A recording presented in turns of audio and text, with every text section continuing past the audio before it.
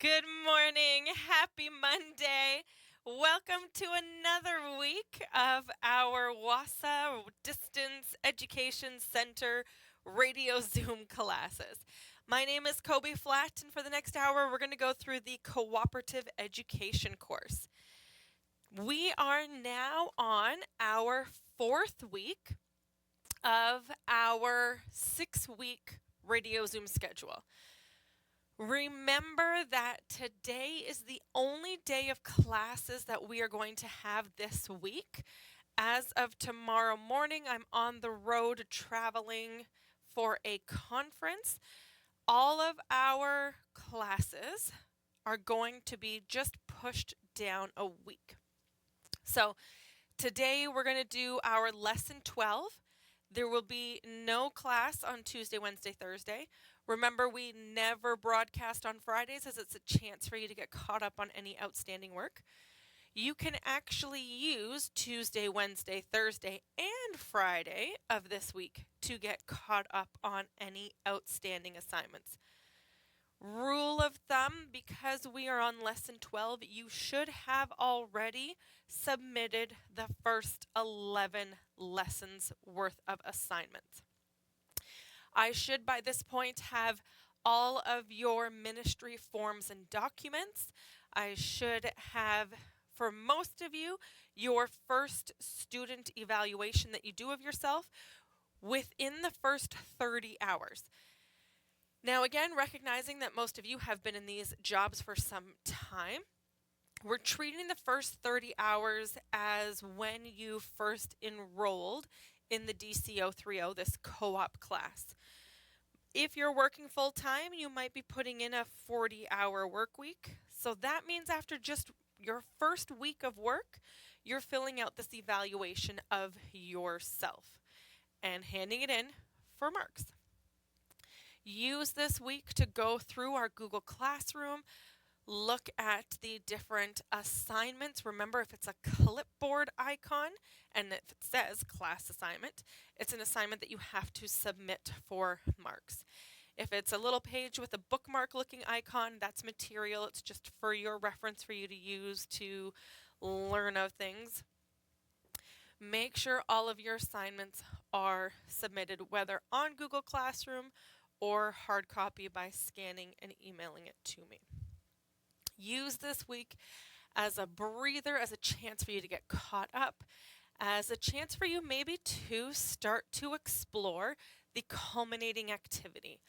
The culminating activity is a compilation of everything that you do in your co-op placement.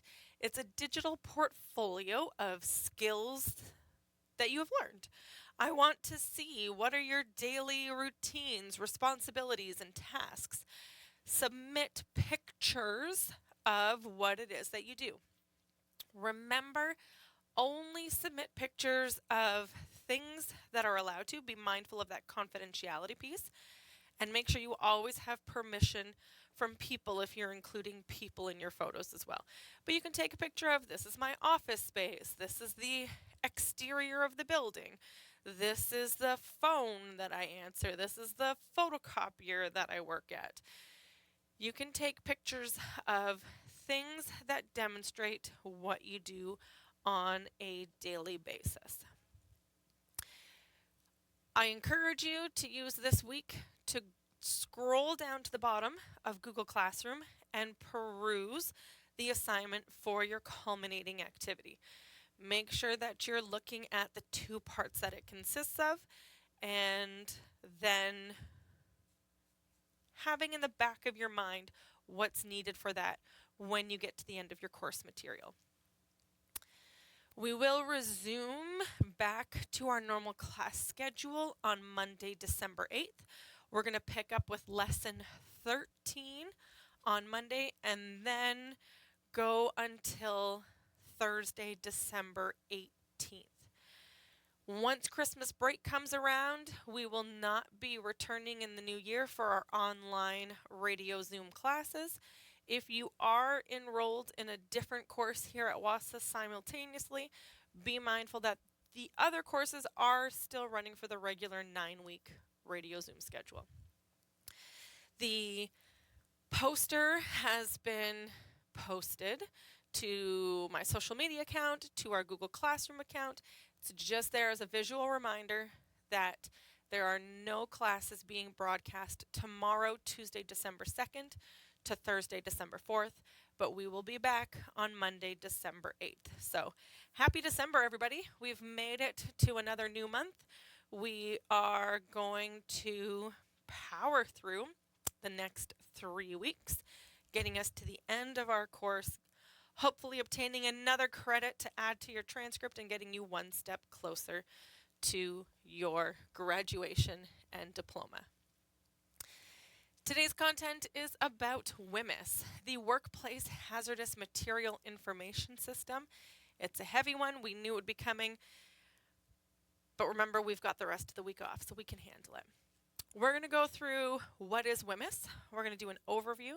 We are going to explore the fact sheets, the hazard classes, the safety data sheets, the labels, and the pictograms, ending our class with how to access the workplace safety course. If you're following along in your independent learning booklet, you will see that lesson 12 is 1 page long. That's it.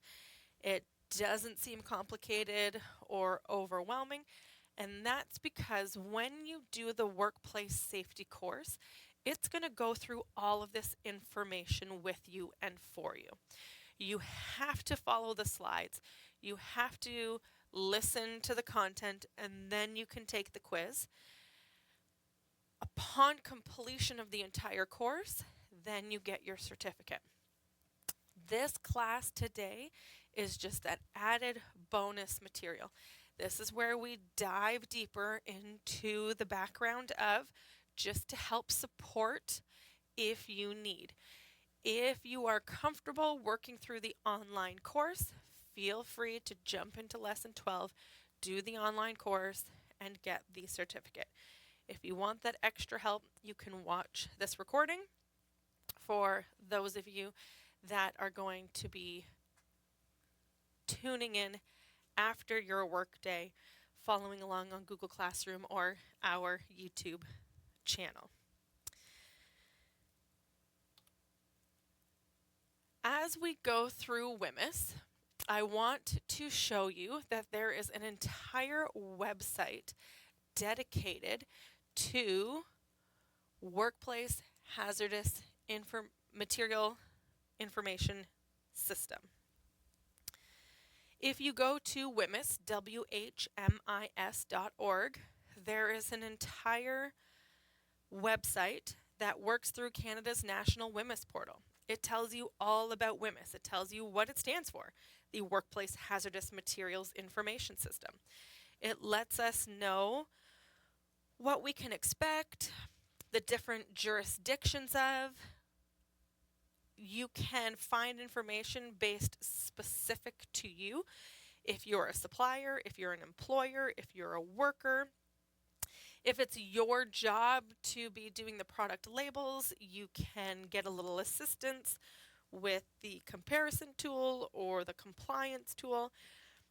There are so many incredible resources that are available depending on what you need. You can find by type, by topic, by jurisdiction.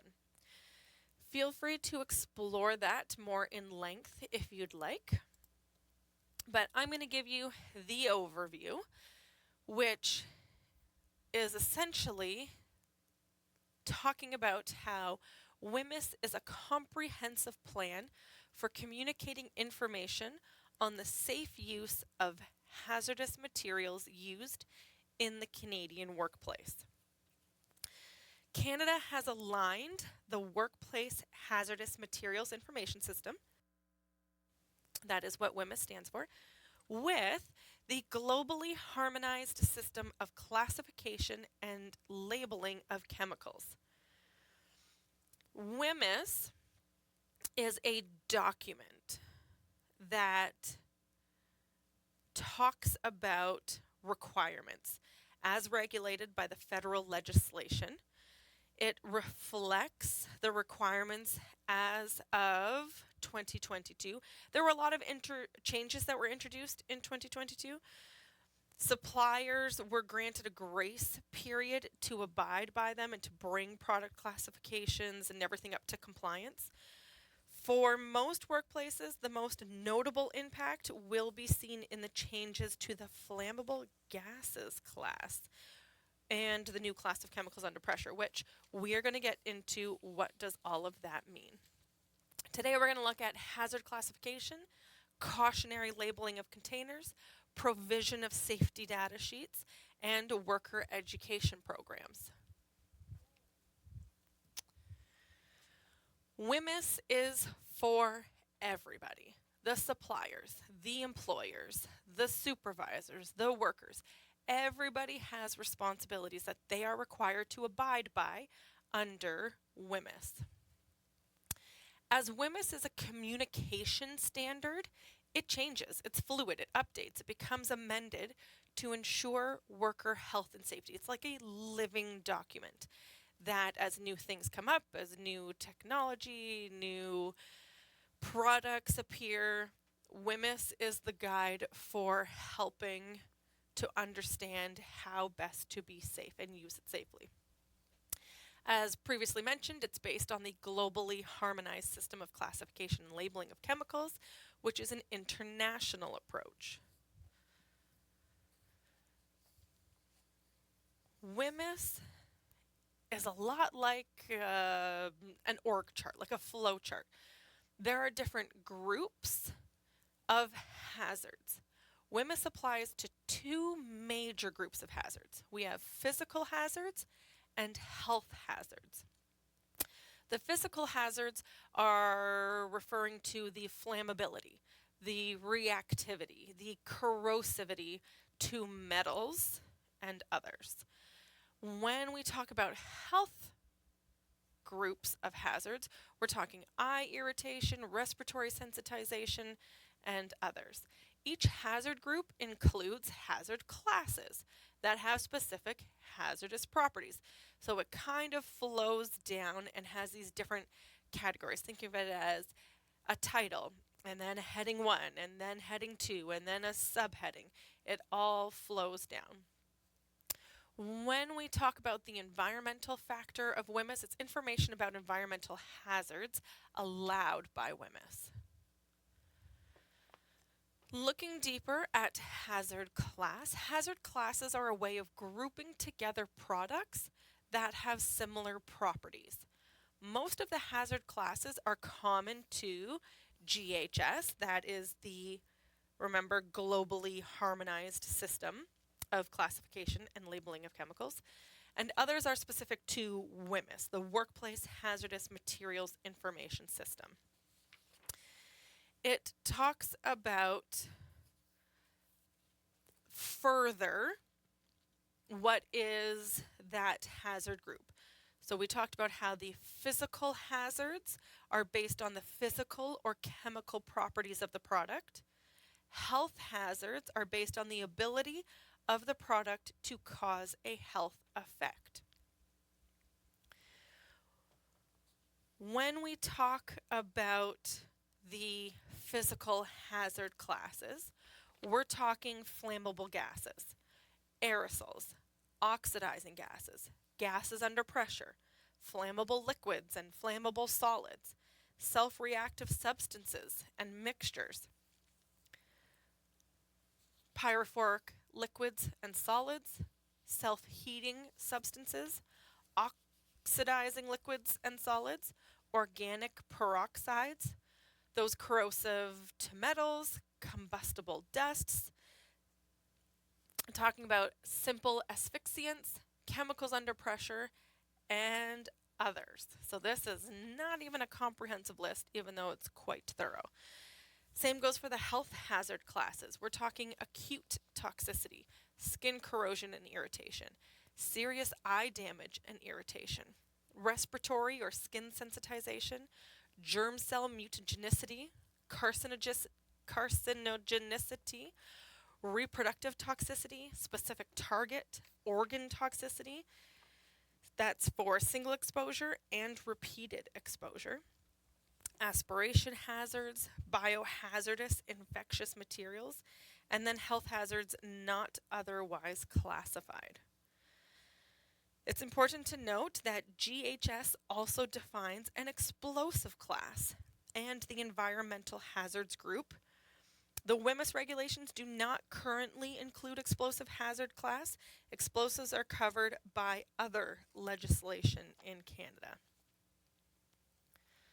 So then we go on to talk about hazard category. What is a hazard category?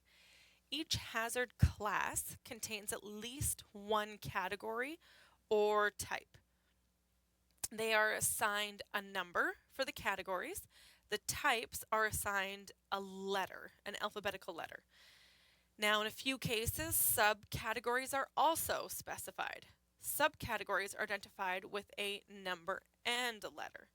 So if we're talking about a specific product, we're saying the category tells you about how hazardous the product is.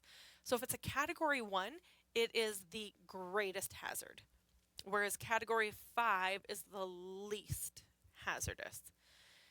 Because we're talking categories and then types and subcategories, you might have a category 1A, similar to the number assigned system, where 1 is the most hazardous and 5 is the least hazardous. A comes before B, so it would be more hazardous. It would be a greater hazard than B.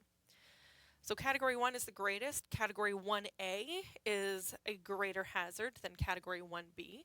A category 2 would be more hazardous than a category 3, and so on and so forth. Now, there are a few exceptions to this rule. Doesn't really come up in your course, I don't believe, but it's important to note, especially if you're working in the field, that you are mindful of what these exceptions are.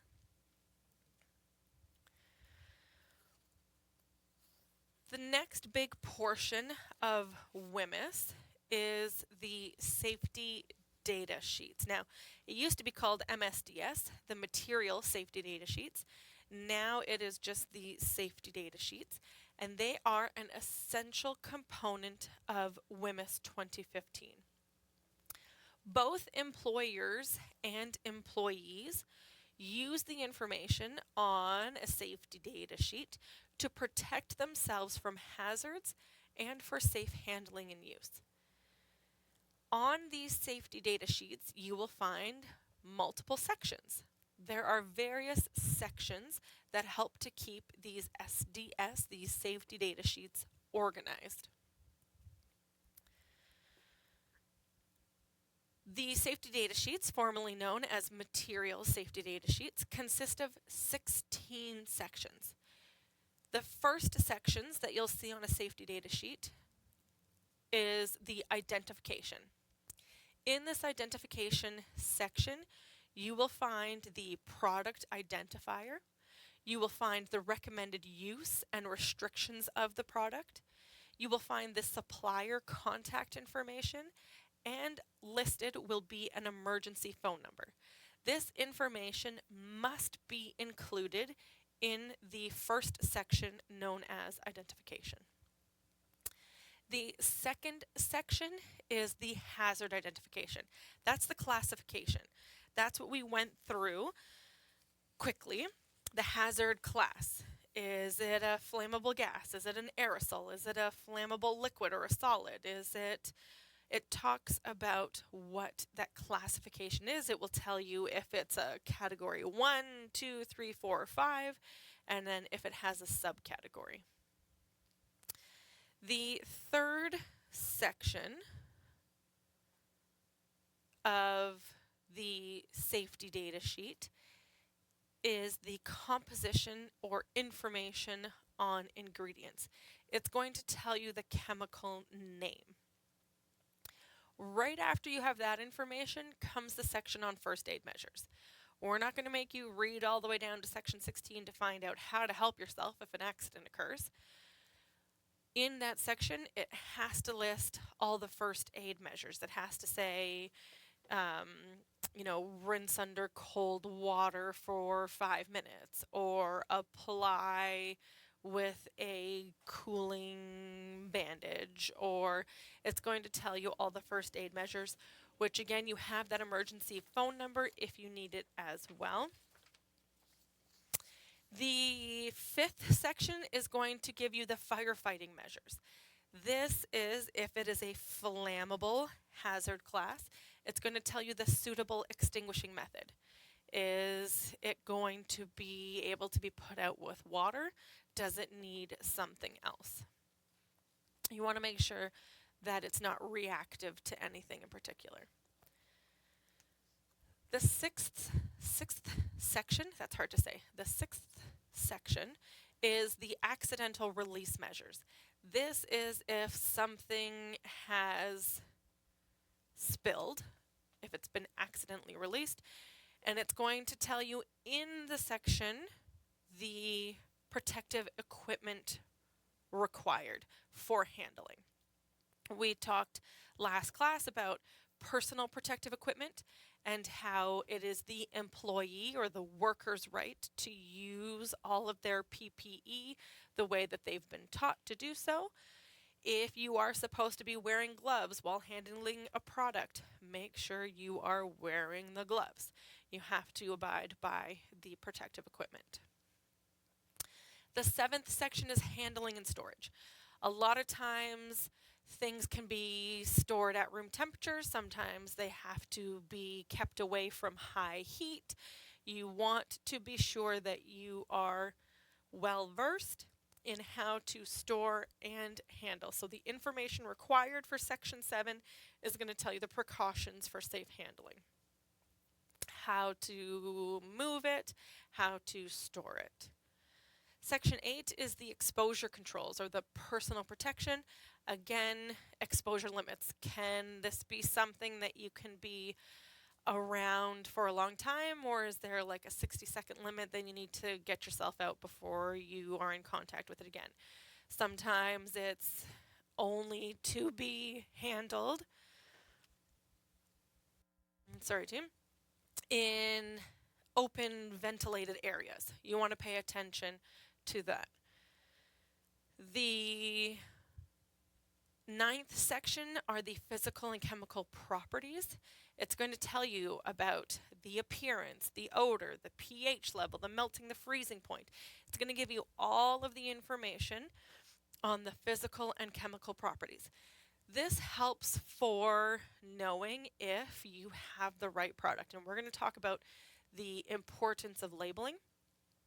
That if somehow worst case scenario, somebody has put something else in a container just to reuse the container, it's important that you relabel. But that's why it's handy to know the appearance and the odor. Is this what's actually in this container? Section 10 talks about stability and reactivity. You have to be mindful and aware of the possible hazardous reactions. This is why you shouldn't be sharing containers in case whatever the old product was that was in that spray bottle, for instance, doesn't react with the new chemical that you're pouring in. Section 11 talks about the toxicological information. It just gives a description of the various toxic effects. What would happen if, so that you know if you are suffering from, make sure you go back to 4 and apply the first aid measures. 12 is the ecological information, the persistence and degradability. 13 is the disposable considerations, the safe methods of disposal. 14 is the transport information. There's a UN number and proper shipping name that must be abided by if you are transporting this specific product. 15 is the regulatory information, talking about the safety, the health, the environmental regulations. And the last section contains other information. So this might include the date of the latest revision or other information specific to the product. Now, these safety data sheets are usually kept in a binder in a very accessible location. If you have a janitorial closet in your office, there should be a binder of these SDS, these safety data sheets, so that it keeps account, it keeps inventory of all the products that are there that are used. It's important to keep these up to date to make sure that you have covered every product in your arsenal so that if anything goes wrong, you can refer to them quickly and everybody knows where they are. Then we talk about suppliers and importers. Information for suppliers and importers are that suppliers and employers must use and follow the WHMIS requirements for labels and safety data sheets for hazardous products sold, distributed, or imported to Canada. Suppliers will ensure the appropriate classification of hazardous products, which is why that website is so beneficial, that if you're unsure, use their tool. Suppliers must provide labels and they must provide the safety data sheet, which is formerly known as the material safety data sheet. To prepare to classify a product, suppliers should obtain a copy of the criteria, identify the relevant hazard data for products, review the data to determine appropriate hazard class, and then lastly, document the rationale and information for future reference. These are rules that must be abided by, that must accompany for each product or hazardous material.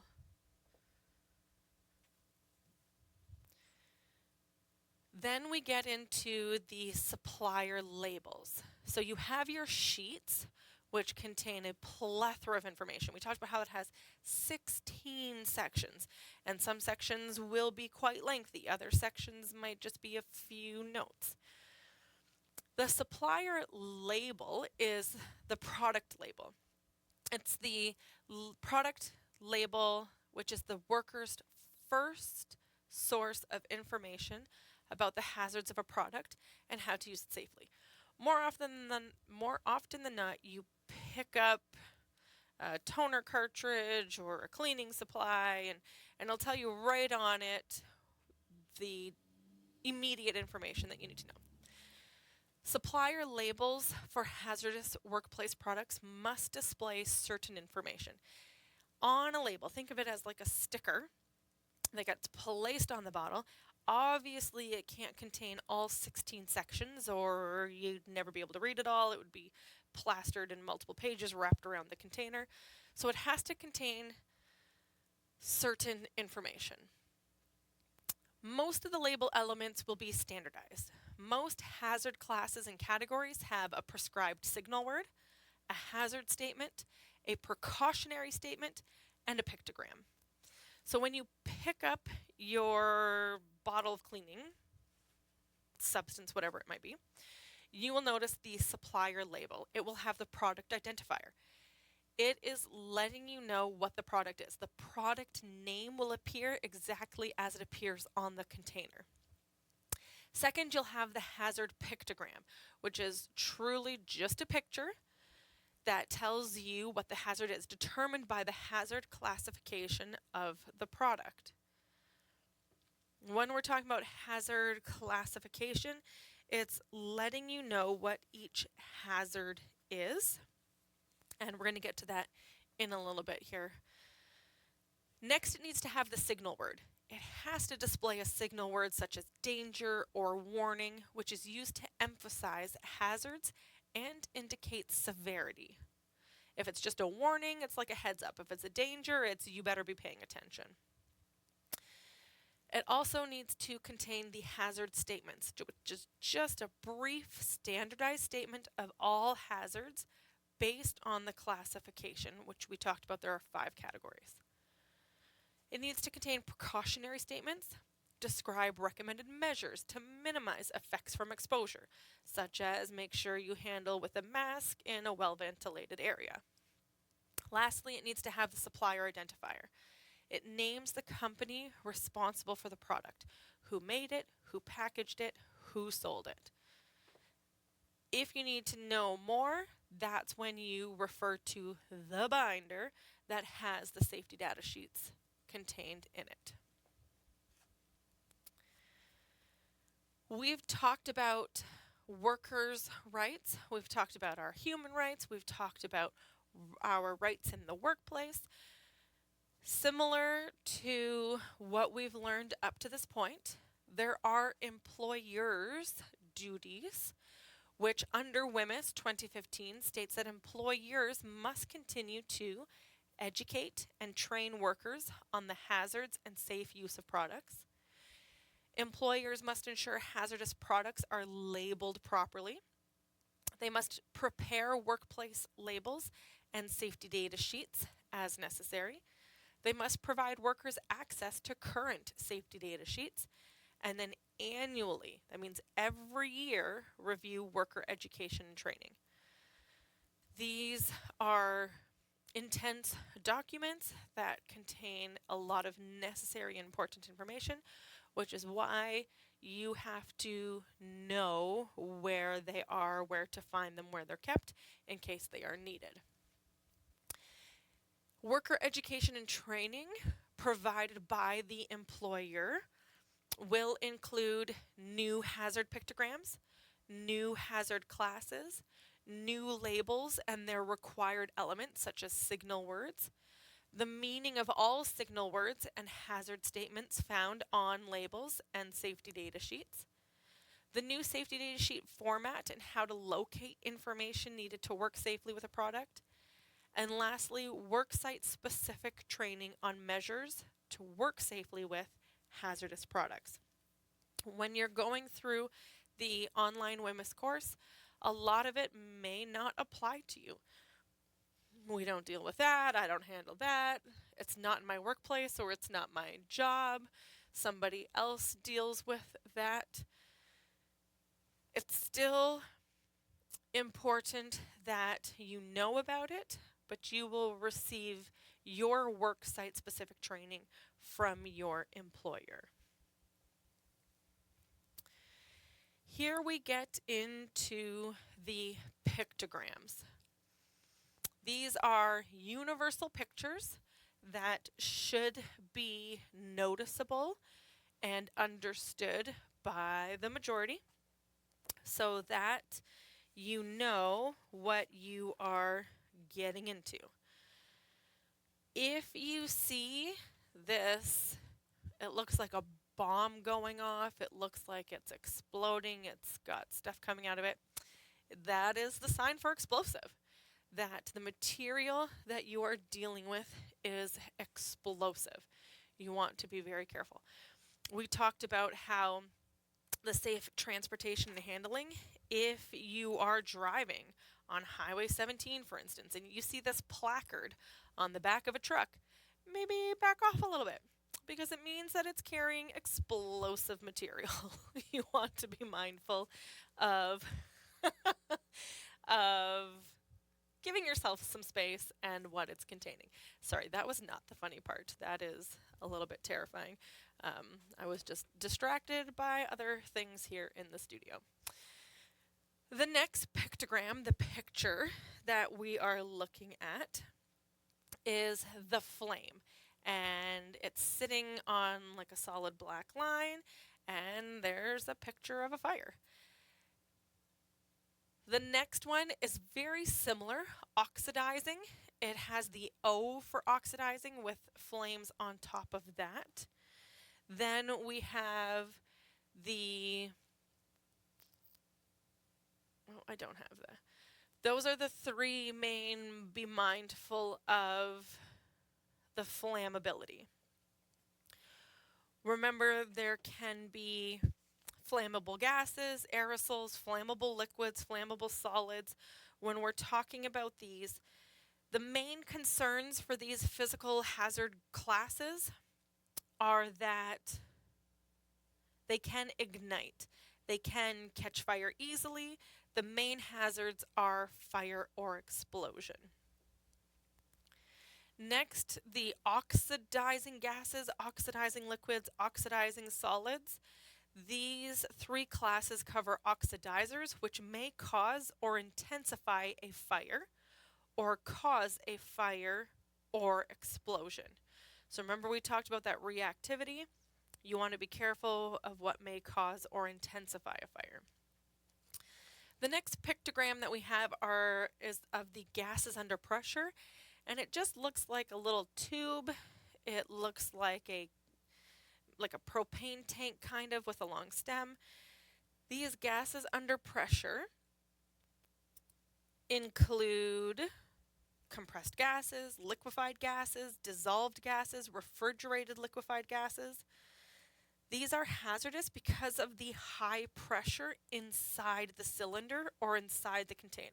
The cylinder or container may explode if it is heated. This is where you want to be mindful of how should it be stored. If it becomes overheated, it may explode. Refrigerated liquefied gases are very cold, but can cause severe cold cryogenic burns. Still just as painful. Next we have corrosion. Now this can be corrosive to metals, it can be corrosive to flesh. These products may damage skin or metals. They can destroy metals. The picture is 2 test tubes pouring and sizzling, one onto what could be a corrosive metal and one onto your hand. So you want to be mindful of, don't let it touch your skin. Those ones are most likely going to require gloves, apron, maybe face shield to prevent the splashes, if you remember our lesson on protective personal equipment, the PPE. The next one that we have is toxicity. Its pictogram is of the skull and bones. You want to be so careful that you are not inhaling or ingesting anything that is toxic because it can be harmful to your health. Same with carcinogenics. Carcinogenics are looks like a person's torso with this ball of starfire. I don't know how to explain this picture, but it's kind of covering the skin. It looks like it's impacting the lungs, the organs inside, and that carcinogenicity, products that may lead to cancer or may increase the incidence of cancer. It's getting to your inside. So you want to be careful of that pictogram if you see it. Be very careful how it's handled. Be very careful of where you're using it and your exposure to it. The next pictogram is an exclamation mark, and these are hazardous to the ozone layer. You want to be mindful of making sure it's staying in one container to another and that it's not seeping. Same with the environmental. The environmental looks like a tree with a dead tree with a fish washed up on shore. That's the picture, and that it can be harmful to the environment. If it's spilled, you want to dispose of it properly to avoid that risk. These pictograms will be on your WHMIS quiz that is part of the online course, so make sure you're paying attention to what they apply to. There is one other pictogram, the biohazardous infectious materials, and it looks like these 3 C's making a ring. That picture is for organisms or toxins that can cause disease in either people or animals. It's a biohazardous infectious material. Careful how you handle that. Make sure you are wearing proper PPE. This brings us to our WHMIS, our Workplace Hazardous Material Information Systems course. You can complete it online. Again, make sure that you save a copy of your certificate. You can either print it out If you don't have a printer, you can still push that print symbol, but instead of sending it to a specific printer, you can say save as or print to PDF, I think it's called, and it saves it as a PDF. You can use your snipping tool or your screenshot if you have a Mac to take a picture of the certificate and save it. You are going to need this certificate to get a mark for this lesson 13 material, lesson 12, sorry. You are going to want to include a copy of this certificate in your digital portfolio, which is the culminating activity. And it's good for you to have. Remember, you can include it on your resume. So if we go to the website, I want to show you that it's not entirely user-friendly, so don't feel like it's just you. There's a lot of information contained on this site. This site is from AIXsafety.com. It's a free WHMIS training, WHMIS certificate course. There's a lot of information at the top. You're going to scroll down.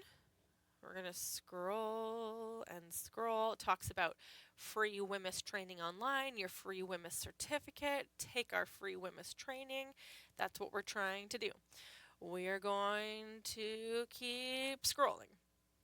It talks about free WHMIS training again. Obtain your WHMIS certificate. That's what we want to do. We're going to go past all of these ads. It's letting you know that WHMIS training program has been updated as of September 2025, so it was just updated. It talks about the 9 most toxic products you use every day. If you see the pictograms that are noted, you'll see right away that we talked about these two. Let's see if you can remember what they are. Keep scrolling down. This is the only genuinely free WHMIS online training available. Other courses claim to be free but charge. Okay, perfect. We're going to keep scrolling down. Keep scrolling until you see this picture. It's a rectangle composed of little squares of workers in the field. It says free WHMIS training. There's a big circular white with a white triangle play button that says launch program. The instructions say click on the launch button below to start the WHMIS training. This is what we're looking for. Don't click anything else because it's just going to lead you somewhere else. All of these other things are ads. We're going to scroll all the way down until you see, and it's at the very end. You'll see then there's comments that talk about the course. Click on the launch program. That's the button that we're looking for. Hi, I hope you're having a great. And that's it. So you are going to want to work your way through that. As you can tell, it talks about the material that you're going to learn. So turn on your speakers. You can read along, but it's going to give you more background from being narrated. Don't use your internet browser forward and back buttons. Make sure you're using the next and previous buttons following the online screen prompts to move about the course. So it's like it's giving you a slideshow presentation.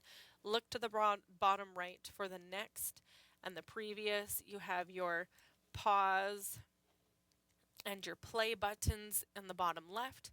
That's what you're going to use to make your way through the course. Don't use your internet browser buttons at the top. Again, once you've made it to the end, you can make sure that you capture your certificate. You don't want to have to do it all over again. You can go to your search, you can type in, if you've got your Google Chrome, your Chromebook, click your snipping tool, click new, and you're going to highlight your certificate. It's going to automatically save. I don't have to hit Control C, and then I can go to our Google Classroom.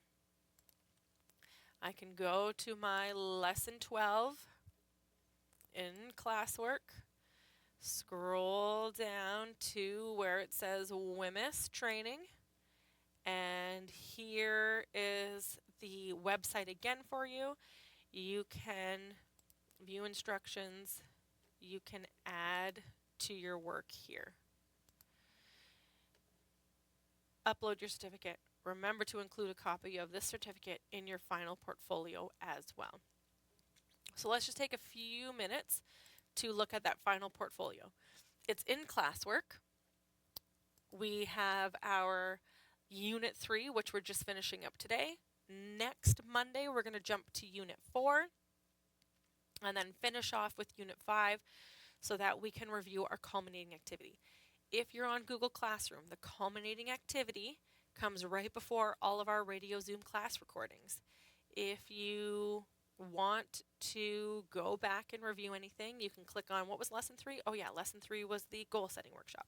There's a description on our Google Classroom, much like there is on our WASA YouTube channel. So just above that is the culminating activity. You can read what the expectations are for the culminating. Taking a few minutes now, the final assessment is this project. There's no exam, it's this culminating activity.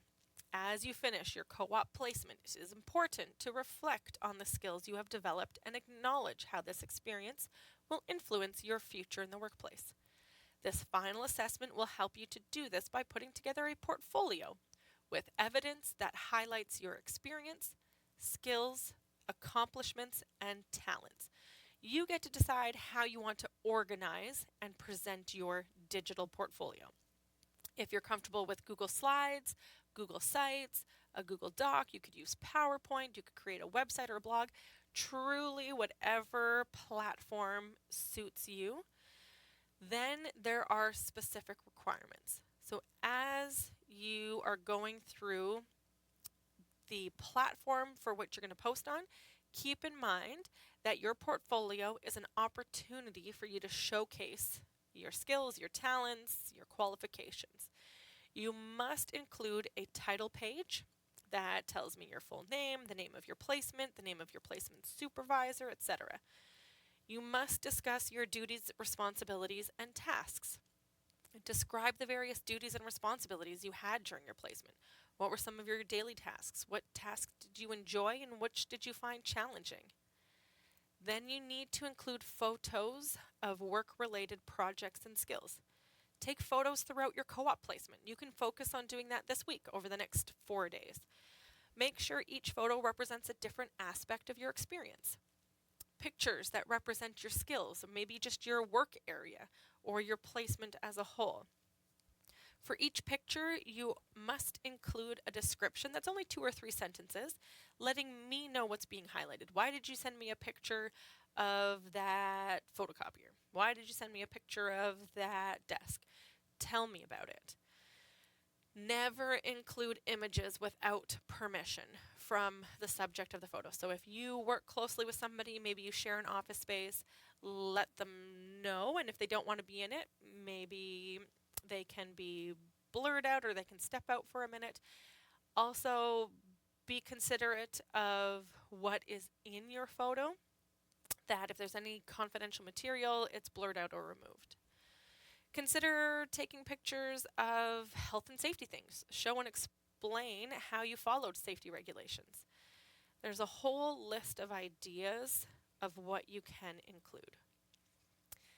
Then Section 4, or Requirement 4, is to include all certificates acquired during your placement. This includes WHMIS. Make sure that you include in your final portfolio your WHMIS certificate. Remember, there might be others that you have done. Maybe you did the mental health one. Maybe you did, or you should have done the worker awareness in 4 steps.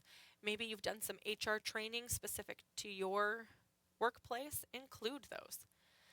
The last and final part of your digital portfolio is to include a final reflection.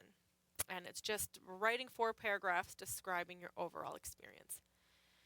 It's all there for you to explore. You can make sure that you are successful by following along with the rubric and trying to hit that level 4. That's all the time that we have for today. Best of luck with that WHMIS course. Please be working on outstanding assignments. We don't have class again until next Monday, December 8th. Stay